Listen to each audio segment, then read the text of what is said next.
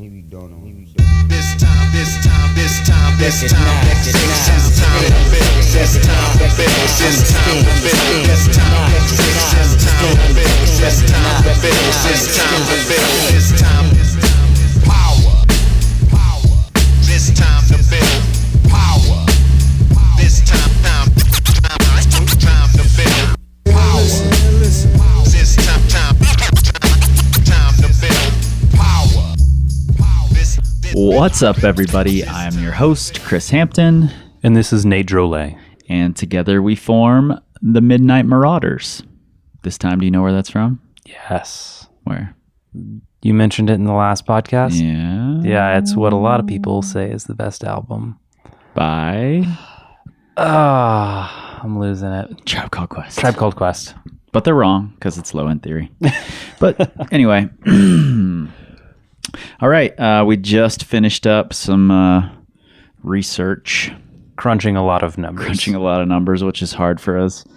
In preparation for this pyramids versus towers conversation. And we battled with the word towers quite a bit because it could just be one giant plateau, a mesa, so to speak.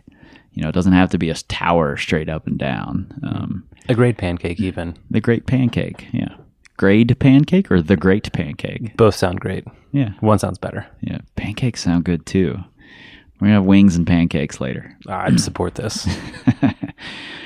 Okay, so, building a pyramid, building a base, and, slowly adding up to a harder climb or going for the harder climb. Do you want to be a better climber? Do you want to climb a harder grade? Is it synonymous necessarily? No, I don't think so. Okay. Do you think one is always better than the other, a pyramid or a tower? I'm trying to think of a phrase other than it depends. There are times when one is better than the other. And even depending on what your time scale is of your pyramid, like a pancake could even be ideal Yeah, at totally. certain times. I agree. I guess let's just jump into that then. All right. So what do you see? Well, first off, like this is part of a series. We're doing the 5-day series of common sense versus common practice. So would you say that building a pyramid, like when was the first time you were told you should build a pyramid Oh, if man. you want to get better? Really early on. Actually, I think I probably read the concept first in Eric Hurst's Training for Climbing book. I don't know that anyone had ever called it a pyramid to me, though the concept existed in the gym. Like early on, there were a few guys who were my mentors in the gym. Chris Eklund, Josh Dees, several other guys who instilled the idea that if you want to climb this, 512, you should try to go do all the 511s first, in the gym. Mm-hmm. So they definitely built that idea into my head before I ever heard it called a pyramid, I think. Word. Early on, the Dark Ages. Yes, the Dark Ages. And would you agree that it's, common sense practice? Like most people these days, I agree it's common sense. I guess I said common sense practice. Yeah. Is it? Yeah. Words are You're hard. trying to confuse me, Nathan. Yes. I agree that that's the common sense. I don't think it's necessarily the common practice. And I'm hesitating here because the common sense should be that it's a pyramid, which means it comes to a point. Mm-hmm. But even a lot of the people who believe in the pyramid idea never bring it to that point. So I don't know where I'm going with that, but it is common sense to do it. Yes. Even the people that try to practice often fall short in one way or another. Yeah, totally. All right. Before we dig in a little further, we've been talking a bit about currency lately. So how current are your skills? How do you feel about how current your pyramid is? Like, and how relevant is that? That's a good question.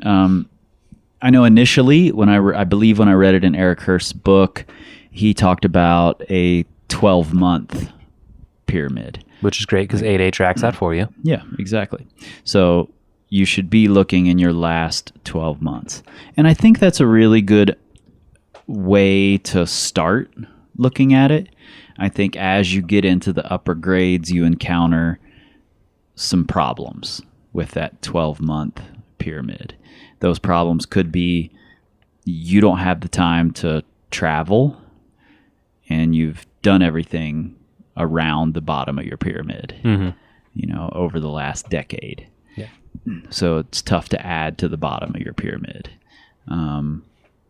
Or you've kind of hit your ceiling, and if you want to do the next level, you have to spend all your energy all year on it, So you can definitely run into problems, and I feel like I start picking particular skills to be current with for my pyramid. So I don't necessarily need to do, if I want to do 14A, I don't need to do 8 13As or 16 13As or whatever the pyramid would tell me to do. I only need to do a couple of 13As of a similar style and build my little tower up to 14A, So it gets tricky, which is why we're having this conversation. Yeah. And how much time do you have? If you only have, and we've talked about this just recently, if you only have, let's say, 20 days of climbing outside your entire fall. Yeah. Or some people only have that in their year. Yeah.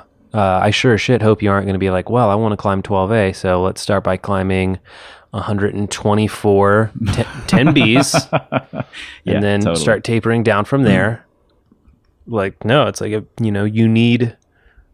is necessary to build some form of momentum, get that confidence going. Remember how to clip chains. Like, that's, as silly as that sounds, it's really important to know how to execute and how to send things.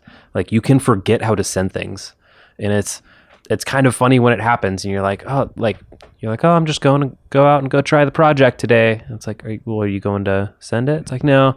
Well, what do you need to work? I'm working it. It's like, well, what are you doing? Like, you have planned to spin circles because you forgot how to pull the trigger. Yep, totally.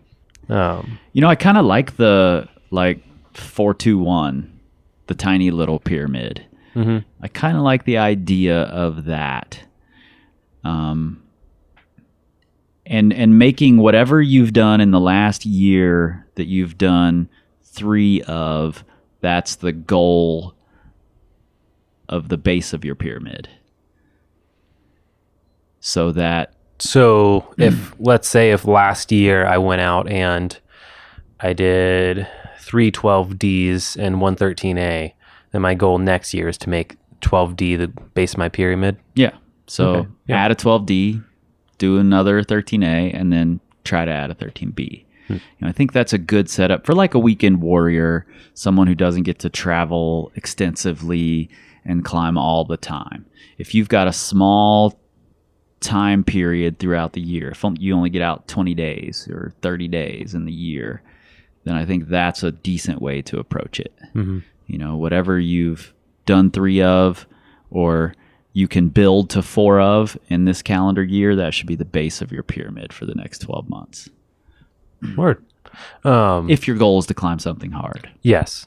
For you. If your goal is for a harder red point. So, keeping with the topic of currency, when is it no longer current? When have all those things kind of dropped off? For me, it was a while ago. They? Yeah. Yeah, I think they can. I definitely think they can. And really, I think 12, 18 months might be a good number to start thinking about. You need to get a little more current with some specific skills if you haven't done those things and they are necessary for your projects or for your goals. I think after 18 months, they really, really need to be updated. Okay. So let's use an example. If I want to go do Beer Belly at the Red River Gorge, let's say I built myself a nice little tower last year. I've got plenty of days. I can go weekend warrior all spring, all fall, 3-day weekends, not a problem. And I don't even mind climbing when it's a little warm. And I've done a 13A, a 12D, and 2 12Cs in the last 12 months. Before that, I had maybe done a bunch, like a lot more 512s, but I really tapered to try and send that 513 last year. So how should I approach this season? What did you say you were able to, how often are you able to climb? Are you weekend warrior or are you weekend warrior, but all the way, like all weekends, I have no life responsibilities. Rock climbing is life when I'm not working. Okay. How should you approach the season after you've already trained? Already trained. Like, what kind of pyramid should I build? Basically saying, like, I have no currency when it comes to having done routes near my limit. Right. I think you need to start back at the 12 Cs, maybe even some Bs when you first go out. Get some momentum, like we talked about before. Yeah. When you touched on style, what would I be looking for? I would look for steeper, a little thuggier. I personally like to do something early on that's off style of my major project. I don't think that's a necessity. So I would look for steeper, big moves, thuggier, slopier. I would, if Beer Belly was my real focus, I would avoid doing the 12 B's and C's that are vertical, crimpy. I would do a handful of C's or a handful of B's, then move up to C's and fill those out. Do at least 3 or 4 of those. And then I would move up to the D's and probably do a 13A before I got to Beer Belly, because Beer Belly's a hard one. I think it's in the upper 13As. And I wouldn't go to the Madness Cave. I wouldn't do the long, super pumpy stuff the Red is known for. I would stick to the shorter, more bouldery climbing. Cool. So when we look at a pyramid, we can have issues on all sides as far as, it can be too tall, it can be too flat. You can even take pyramiding too seriously. Yeah, maybe try and build your base a little too low, like we were joking around about earlier. If I want to climb 12A, I need to go do like 256 5.9s first. Right. And build up. But, time, energy, all that doesn't make sense. And at a certain point, if you're climbing things that are too far below you, are you really getting much value out of that? Right, exactly. So let's start by talking about that. Pancakes, grade pancakes or grade puddles, whatever we want to call them. Grade puddle, that's a good one. I like that. You're like, I'm going to build the greatest pyramid. I'm going to build this base as wide as possible. And then you forget that it goes up at some point. I think if you've done, let's even just say you're a person who loves doing a lot of routes at a grade or boulders at a grade. If you're that person and you've done 8 or 10 of a route, it's time to try something a little harder. Like 8 or 10 in that year? Yes. Okay. In that 12 or 18 month period.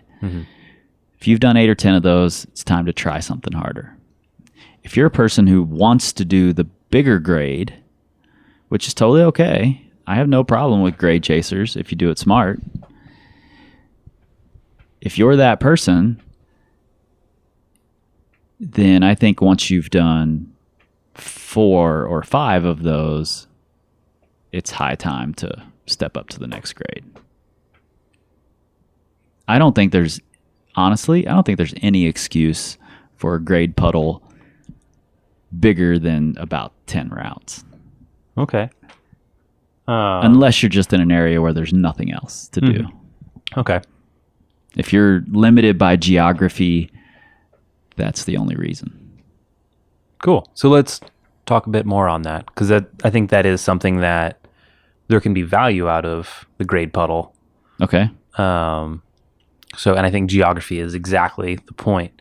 And the way I see it, like one of the best times where it can be advantageous to say, okay, I'm not going to build my pyramid up super tall. I'm just going to do all the lower levels is if you have the opportunity to travel a ton. You know, let's say... Yeah, for sure. Let's say it's like, hey, I just finished grad school. I'm taking a year off. And then before I join the workforce and have to start adulting, I'm going to go everywhere I've ever wanted to be for 2 weeks at a time. So I'm going to go to Sierra Ana, Margalef, Oleana, Sayus, Verdon Gorge, all these places. You know, at that point, especially if you've never gotten to travel and climb on different rock styles, it might be advantageous. And this is what I would recommend. Just climb a ton of stuff, maybe around your, 80, 85% level, like things that are still hard and they challenge you and you're going to have to try them, maybe 2, 3, 4, 5 times, but you can do them fast enough that you can see a lot of these areas, learn a lot of new skills. And so, at the end of that year, you may have just the greatest grade lake you've ever seen. Yeah. I like that, actually. I like that thought. That would never have occurred to me because I've never been in the situation where I could do that. I had my whole climbing career, I had 2-week vacations once a year.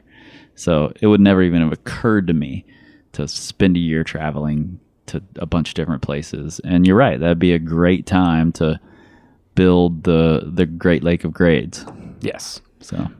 So from there, if you looked at that year, you'd be like, oh, wow, like it would be easy to say I didn't do anything hard or I should have, focused. But if you can take those skills and then, once now that you have a 9 to 5 and you hopefully live near some climbing, you can start really sharpening off that base. Yep.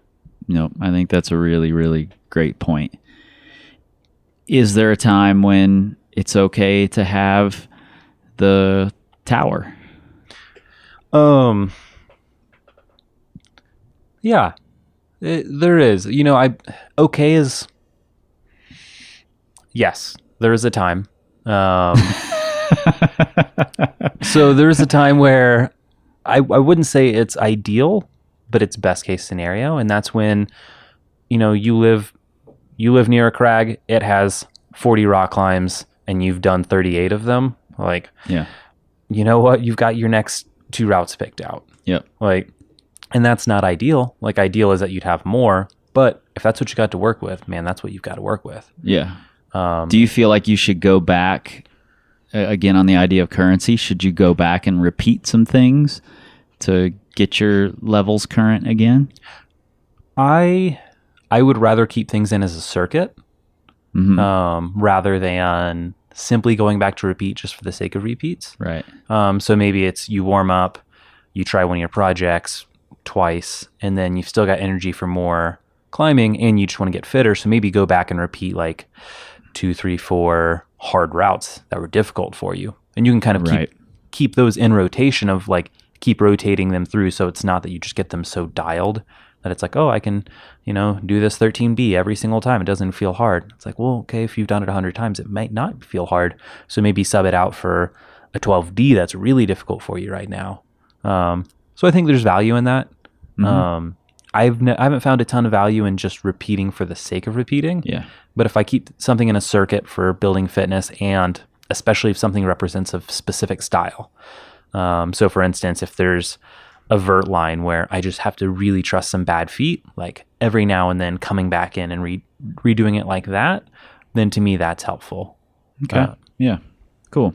I think another time when all of these iterations are okay, including the tower, is if that's really what you want to do. Like, if you're stoked on it, do it. I don't have any problem with that. Like if your whole goal is to only climb on Rochambeau, go climb on Rochambeau. Have fun. If you've never done the 10s on the 10 wall because all you want to do is Rochambeau, then whatever. Go do Rochambeau. Man, and I don't think it's going to make you a better rock climber. So if that's part of your goal, you're fucking up. But if the thing that makes you most happy is to climb on Rochambeau, be my guest. Yeah. And I mean, man, God bless them. There are people who they would like nothing more than to spend 10 seasons on the same project. Yeah. Doing the same first two warm-ups. Mm-hmm. And they go straight to the project. They bolt to bolt and they just keep doing that until it's done. And, you know, for them, that's happiness. I don't like that. I'm not into it. But, yeah, man, if that gets you psyched.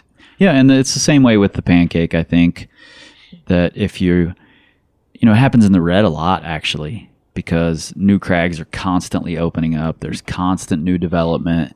Let's just go do the other new 12As. Yeah. And then somehow you end up with people who've done 700 12As and never done 12C. It happens. Totally.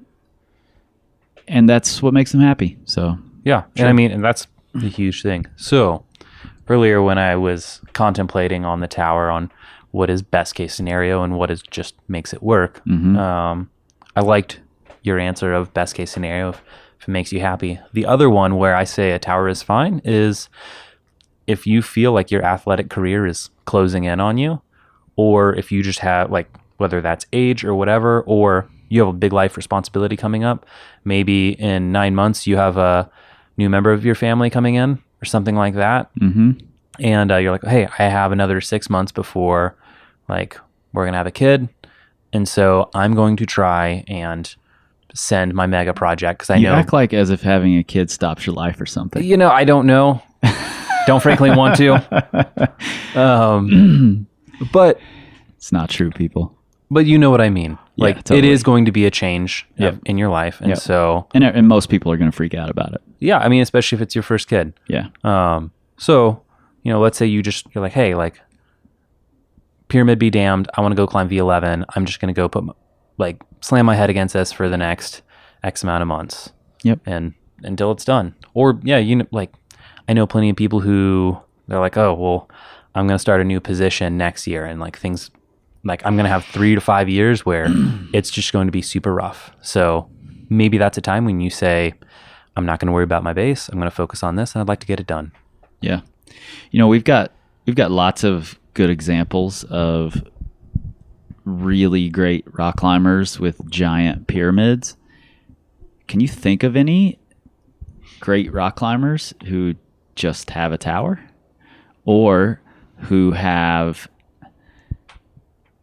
just a massive mesa? The mesa. That's a good question. I'd say the closest thing, and this is almost blasphemy, like if we were looking at currency, the closest thing to a tower on a great climber is probably Sharma. Okay. Massive base from being younger, having traveled, done everything. But more recently, let's say last like 5-6 years or so, his volume is definitely not as high of new climbs. However, roughly 80% of the 515s, and this is off the website, 99 Problems, I think is what it was called. Mm-hmm. Roughly 80% of the 515s he's climbed have been FAs. Right. And so with someone like that, when you're doing that much developing, you just can't climb as much volume. It's not possible. So there are, when we look more currently, and you see this with a lot of great boulders as well, when they first start, they do this tremendous amount of volume. I'll mention Jimmy Webb's accomplishments later, but like for him, between 2008 and 2014, which is a 7-year span, there was only 1 year that he didn't climb over 100 double-digit boulders. Right. And that's massive. But if you look at now, within the last few years, that's tapered off dramatically. Sure. But he's climbed a lot more. He's doing more developing. Like, also, he's just damn near climbed them all. Like, the first example that came to mind for me was Honnold. Huh. I should go. In fact, let's pause this. I'm gonna go look at his 8A. Break. Just see. Break. Hey everybody, Chris here. I'll try to keep this short and sweet. Since this thing became officially official, I've basically been obsessed. I've got dozens of episodes waiting to go out, and I'm constantly recording new conversations. I want to continue putting this level of energy into it, and you all can help. We've created a page at patreon.com/powercompanypodcast where you can help support what we're building. In return, even for as little as $1 per month, you'll get access to the brand new We Scream Like Eagles podcast, which includes tips from our guests, extra conversations about hot topics, and Q&As with your questions posed to our guests. If you think it's worth more than $1 a month, we've got other rewards available on top of the bonus episodes like stickers, ebooks, t-shirts, and training plans. So if you've been considering pitching in, now's the time. That's patreon.com/powercompanypodcast. Thanks a ton, and back to the show. All right, we are back. And while I was over there searching on the computer on 8a.new, which, you know, you guys can disparage all you want, but frankly, it's a pretty good source of data to look at. It's kind of cool. I thought of an even better one than Honnold. But I did look at Honnold, and I think I was mostly right. In the last 12 months, he's kind of created a little mesa with 10 13Cs, 9 13Ds, 7 14As, and then only 1 14B. So he has added on to the top of that, but he's pretty consistent across 13C, 13D, 14A. And having had a long conversation with Alex about this, I suspect it's largely because he defaults to quantity.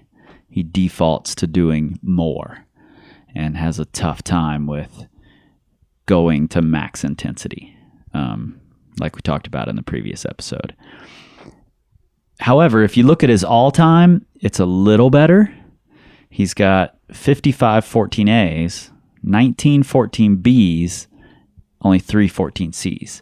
So again, when he gets near the top, he tends to fall off. He doesn't fill in those top couple levels of his pyramid. You know, it's like a mesa with a little boulder sitting on top. A person who I think is an even better example of having to build a tower of sorts is BJ Tilden. And it's because he's climbing in an area where he's done all of the hardest routes. You know, like you mentioned with Sharma, his hardest routes from now on are going to be FAs. Mm-hmm. It's not easy for him to travel because he's got a career, he's got a family, he's got a son now. So, and he's done all the hardest routes in his home area. So in the last 12 months, he's got 3 14As, 4 14Bs, 1 14C. So his is a wonky little tower. Yeah. You know, it does get better when you look at the all-time, though. And BJ's somebody who keeps his skills current by having a circuit. You know, he's got quite a few 13 pluses, 14 minuses on lockdown that he can bring his skills up to current pretty quickly on. So his all-time shows 35 14As, 18 14Bs, 10 14Cs, 2 14Ds. So much more typical of the pyramid as we understand it. Mm-hmm. And I think your concept of currency is a really important one in that situation. BJ can build the tower because he can keep his skills current through his circuit. Totally. So if we're looking at gold standards of pyramids. Oh, Jesus. So we've got a couple. And I'll go ahead and start with Jonathan Siegrist. Yep. He just put his stuff on 8A not long ago. Yeah, which I've already had discussions with multiple people who were just like, have you seen Siegrist's 8A? Shit is fucked up. Like, I counted the other day, I think in the last 3 years, he's done 62 514s second go. Wow. Second go ascents a 514 in the last 3 years, roughly 62. I think it was 3. It's either 3 or 4 years.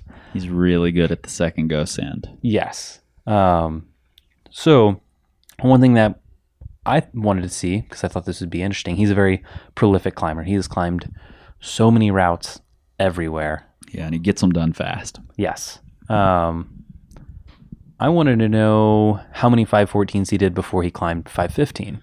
Okay. And this all was spurred on by, I was doing some research on a route for a guy I train. And interestingly, if you type in almost any 514 in the West, like just type out the name, Jonathan Siegrist's blog will come up in like the top 5 results. He has blogged about having sent almost every 514. Yeah. Which is, it's kind of neat. But so I type it in and it pulls up a blog from him. I was like, oh, I'll check that out. It's from 2010.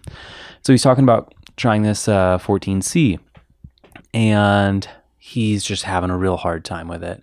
Like, it's starting to drive him crazy. And he was just like, man, this is it's really starting to get to me mentally. I'm starting to close in on a double-digit number of goes, and that's the most I've tried any 514 in over a year. Right. So he hit go number 7 and was just like starting to fray at the ends. And when I saw that, I was just like, holy shit, like, that's insane. I mean, yeah, this is like a 14C that doesn't get repeated very often. And so then I was like, well, how many 514s did he do before he climbed 515? And did I already tell you? I did tell you this number. You told me this number, yeah. He did 123 514s before climbing 515. Right. And a lot of them at that exact rate I was just describing, in like 5 goes. Yep. Where 7 and 8 goes would be a siege effort, basically. And some people would argue that's too many. Like, you've spent way too long in that grade. You could say that. And so I think you could even argue, and I kind of would, like, he said that, like, he was very open about he had plateaued for 4 years because he had climbed 9A and it took him 4 more years to climb 515. So he felt like he plateaued.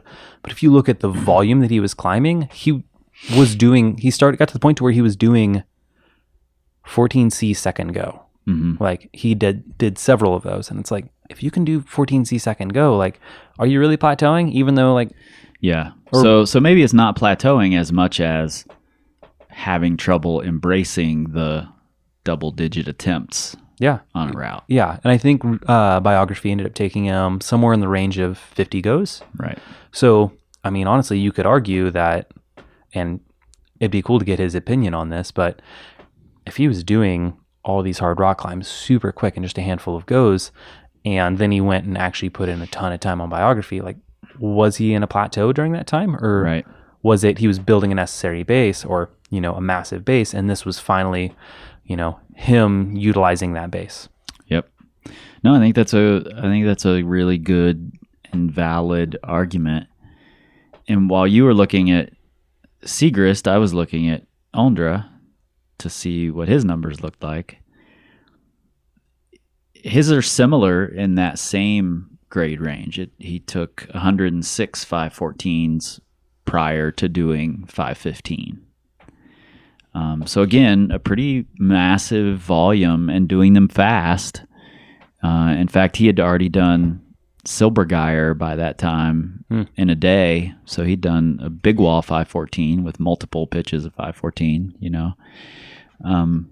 So he'd pushed the limits of staying in one grade range before he busted out as well. I also wanted to see with Ondra how many 515s he did before doing silence. And I was kind of surprised that he had done 49 of them. It hasn't even really registered with me that there are 49 515s out there. You know, I guess there's around double that number. Something like that. Around 100. But he did 49 515s prior to doing silence. Now, the thing that really floors me here, from the time of doing his first 15A, which was La Rambla, to the time he did silence, he didn't just add those 49 515s. He also added 442 new 514s. Jesus. So he's not messing around. He built a giant base under Silence. Yes.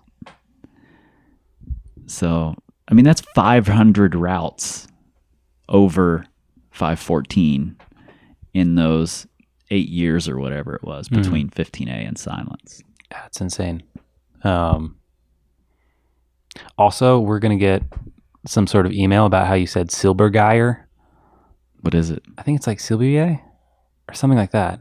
Hmm. I don't know. I've only heard a French person say it, and they weren't from Quebec, so they weren't just like adding a French Normacast, flair. they call it Silbergeier. So if it's not But- Silbergeier in talking to people who've climbed it, I'm blaming it on Chris Kalous. I would equally. This Yeah. is coming from a person who said it too. So I don't know. Take that, Kalous. Yeah, that's insane. So Seagrath's total 514 and up is 279 with 7 515s at this point. Yeah. So that's a wide base. And for a point of reference, I believe Margot Hayes did 19 or 20 514s before she did La Rambla. Right. It was right in that range. So roughly a fifth. Do you think one approach is better than the other? And I guess this is just, I mean, this is an argument that could go on forever, which is the better of the two. Mm-hmm. So I think currency has a lot to do with it. Margot, I believe, did most of those within like the 2 to 3 years prior to her doing La Rambla. So it was very dense amount of time. I think she had 1 year where she did 14 14s in a year. Okay. I believe that happened, which is dense. That's a lot. You know, it's one thing to do 25 14s over the course of a lifetime, and it's not another one to do them, you know, in 2 school breaks. Right. Totally. Yeah, I think that's a really good point. I like this idea of currency and how it applies to having a pyramid or a tower or whatever. So yeah, I agree. And I don't know that necessarily one approach is better than the other. I think that, again, a lot of it comes down to what you're stoked on, you know? Seagrath was obviously stoked on climbing more 514s. And has traveled a ton as well. Yep. Yeah, so I think that has to be factored in as well. Do you want to guess how many double-digit boulders Jimmy Webb has flashed? Ooh, flashed. Jeez. First try Friday. Pete. I'm going to guess he's flashed 378. Oh, that's a lot. It's 186. Okay. I was way overestimating because I had high expectations. Yes, because that's all you ever hear. He's done 1,021 double-digit boulders. And Jimmy Webb's not like, he's not been around as long as Fred Nicole. No. I mean, he's not a new kid on the block either, not by any means, but that's in a relatively short period of time. Yeah, I think maybe 11, 12 years of climbing double-digit boulders. So almost 100 a year. Yeah, damn near. Yeah. Jeez, Pete. So, I mean, I think those guys make a great argument for the big pyramid. And then I think you can look at guys like BJ who are in a different situation that sort of make an argument for the tower. You know, I sort of ran into that problem in the red right around the 13C level where I had done 3 13Cs and there were only 2 left in the red. There were 5 13Cs at the time. How do I progress to 13D when there are like 3 of those? You know, you don't have all these routes to choose from. It's not the Franken Euro where there's thousands of routes 513 and harder, you know. Yeah. So there's an argument for the tower. Do you feel like there's a time when circumstances be damned, you messed up with your pyramid or how you planned it, whether that's you got greedy or you overbuilt or... Yeah, I think I did. And I can blame it all on something that's not me. Perfect. And I'm going to do that. This is going to be an ivory tower. So redriverclimbing.com has this. They have this competition that is points based, and you get a lot more points for doing 2 11As than you do for doing 1 12A. And I built a giant mesa over several years because I was so entrenched in that I need more points attitude. And it doesn't reward projecting at all because you're not putting fucking points on the board if you're projecting, you know? And you can go out and climb all day long at the 510 level and pass up people who just did 514. It's a fact. I know because I did it. But it doesn't make you a better rock climber at a specific point. Like once you've done a certain volume of 511, 512, and you can do that volume all day long, it's no longer making you a better rock climber. And it took me a little while to realize that because I was really focused on the points, and I just need more points. Yeah. Just because you're capable of doing 50 11As doesn't mean you can do 25 11Bs and 12 11Cs and keep going up like that. Exactly. And there were actually times where I was projecting something and really stoked to want to climb that next higher grade, and I would look back at those rankings and be like, I'm fucking slipping in the rankings. I gotta go do some 511s. You know, let me check and see which 511s I haven't done, and I'm just gonna go knock them all out. And that's a dangerous place to be. Yes. So yeah, I think I did screw up for quite a long time by not projecting and just trying to do on-sites all the time for years. I got to a point where my hardest on-sites were only, well, for a while, my hardest on-site was my hardest red point. And then for quite a number of years... Classic red flag. Yeah. Quite a number of years, they were only 1 letter grade apart. And if you want to climb harder routes, if you want to become a better rock climber, and frankly, I think those two things do go hand in hand to some degree, then your on-site and your red point can't just be 1 letter grade apart. Because you're not pushing yourself hard enough at that point. Totally. So, yeah, I screwed up. How about you? Oh yeah. I've spent a lot of time climbing with people who are much stronger than me. And while that's been beneficial in some ways, in other ways, it was really hard for me to appreciate where I was at, like currently, and say like, okay, like for me, V8 is really hard. This is like something that'll take me 2-3 days. Like I need to go around and I need to find the coolest V8s, the ones that inspire me. And I want to do all of those. When I travel, I want to look at the V8s. Yep. Instead, I was like, I want to climb, V10, the magic number here in the United States. Yeah. So I was always looking to those and like never appreciating. And so it was really easy for me to kind of build a tower doing that. And same thing with sport climbing. Like I would go through these phases. It would be, what would you even describe that? It was like a tower with a moat. You're going to have to explain that to me. Well, it's like, so I would build this base and it would be tremendous. The greatest base you've ever seen. And then I'd be like, cool, base is done. I've done great examples one season. I was like, I'm going to climb as many 13 A's and B's as possible. And it was going awesome. In like 2 weeks, I did like 10 of them. And I was like, this is great. 514 right now. Like fully just jumped all through all the plans. And what was funny is like, as I was going through these, I was like building this momentum, feeling more confident, and I was starting to do harder and harder of like within the 13 A, B range. I was doing these routes faster and I was like feeling better about them. And it would have made so much more sense for me to be like, cool, I'm going to keep doing B's and then I'll just start trickling in some C's. And I keep doing that. And even had I never gone beyond that season, it would have been a great season. I'd have learned a lot. Instead, I was just an asshole. And I was like, nope, 514, here I am. And I just got stomped. Yeah, I think that's if you do just get stomped, then you should take a look at your approach and try to figure out what's wrong with it. After having the conversation I talked about earlier with Alex Honnold, his plan was to switch from an endurance athlete to an intensity athlete. That's how he put it.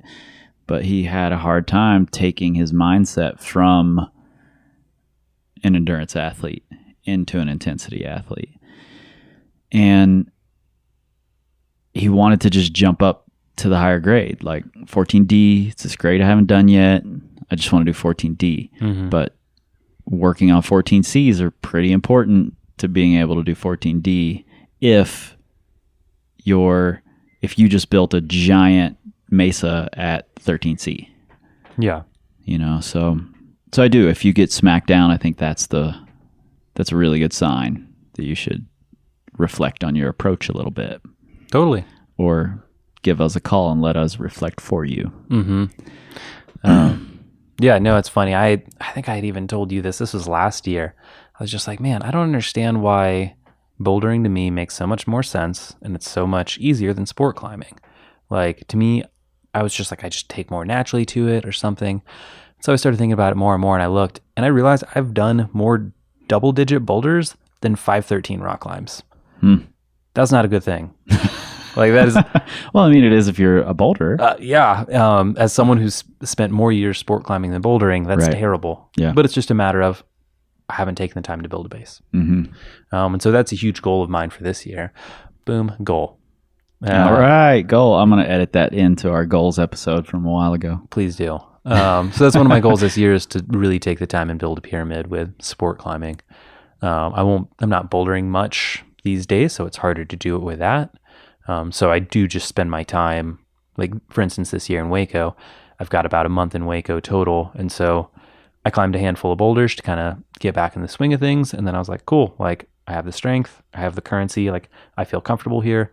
Time to just, like, build my Waco tower.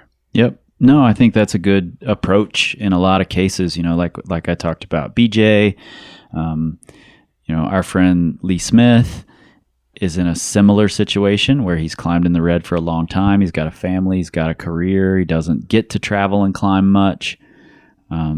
His wife doesn't climb often.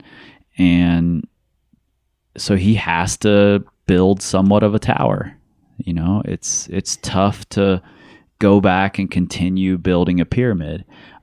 I would, however, suggest in those situations, and this is something BJ is good at, getting out to other areas, really making an effort to get to another area that's different and build some new skills there, and really try to add a little bit to your pyramid. Totally. I think that's really important. Yeah. Building a base, even if you climb on limestone, if you can, build a base with a lot of, like, granite sport climbing or things like that, like, that's going to add a lot more than doing more of what you've already done. Yep. And you're becoming, if you stick to one type of rock, one style of climbing all the time, you become this specialist. That's what a tower is, essentially. You're specializing in something. Yeah. And that's okay. It's not necessarily a problem, but there's another way as well. Mm-hmm. And that's what our next episode is going to be tomorrow. Generalization versus specialization. What are the pros? What are the cons? And I'm kind of looking forward to that one, actually, because I have been a specialist several times with some really ridiculous types of rock climbing. So I'm looking forward to that one. In the meantime, shares on your social medias, the Facebooks, the Instagrams. Check out the newsletter. The Current just came out today. It won't be today when you're hearing this, but you should sign up on our website, powercompanyclimbing.com. Buy some new shirts while you're there. Tell everybody over on your Twitter machine, even though you won't find us there because we don't tweet. We scream like eagles. Who you doing on?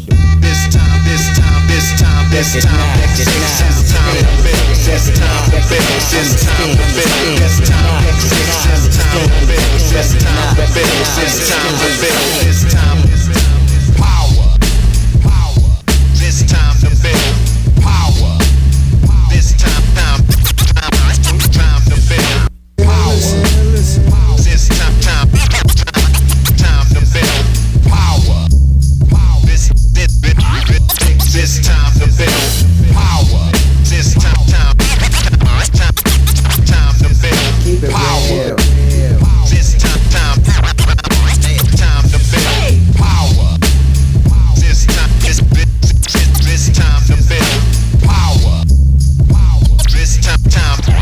This time to build. This time to build. This time to build. This time to build. This time to build. This time to build.